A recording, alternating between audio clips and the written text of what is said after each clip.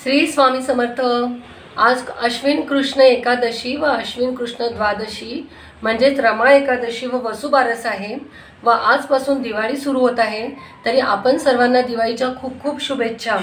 आज रमा एकादशी आहे।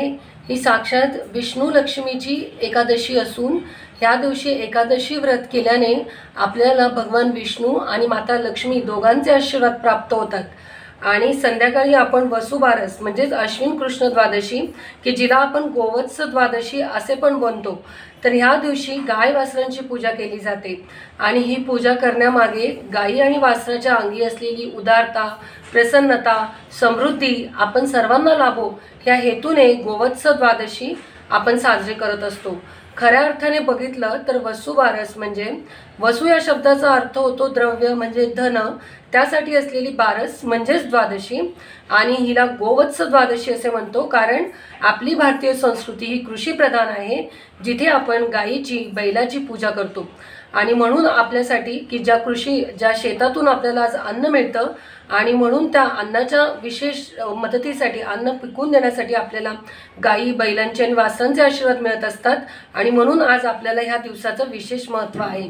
आज संध्याकाळच्या दिवशी गायीची त्याच्या पाडसासह तिच्या वासरासह आपण पूजा करतो।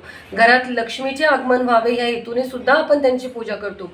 ज्यांच्याकडे घरी गुरे आहेत, वासरे आहेत, त्यांनी या दिवशी आवर्जून पूर्णाचा स्वयंपाक करावा आणि घरातील सवाष्ण बायकांनी गायीच्या पायावरती पाणी घालावे। गायीला हळदी कुंकू फुले अक्षता वाहून फुलांची माळ गळ्यात घालावी आणि निरंजनाने ओवाळून केळीच्या पानावरती पुरणपोळी अथवा इतर पदार्थ जसे उडीद वडा हा सुद्धा गायीला विशेष आवर्जून आपण नैवेद्य म्हणून देऊ शकतो।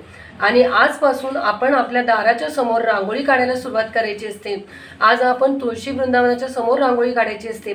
आजपासून आपण दिवे लावायला सुरुवात करायची असते। आणि आजपासून आपण अभ्यंग स्नान जे आपण पूर्वापार पद्धतीने चालू आले ते करायचं असतं। त्याच्यानंतर घरामध्ये गोमूत्र शिंपडायचं असतं आणि ह्या सर्व याच्यामुळे आपल्या घरामध्ये एक पॉझिटिव्ह ऊर्जा लक्ष्मी येण्यासाठी मार्ग उघडलेले असतात। आणि बऱ्याचशा स्त्रिया आज उपवासही करतात। ह्या दिवशी काही ठिकाणी गहू व मूग हे सुद्धा पदार्थ खाल्ले जात नाही आणि आवर्जून करून स्त्रिया बाजरीची भाकरी आणि गवारीच्या शेंगांची भाजी करून उपवास सोडतात। तरी तुम्ही आज वसुबारस नक्की साजरी करा। तुमचे काही अनुभव असतील तर आमच्यासमोर शेअर करा। तुम्हाला काही प्रश्न असतील तर तेही विचारा। तरी आपल्या सर्व मुलाबाळांना सर्वांना ही दिवाळी सुखाची, समृद्धीची, आरोग्याची जावी अशी प्रार्थना करते। श्री स्वामी समर्थ।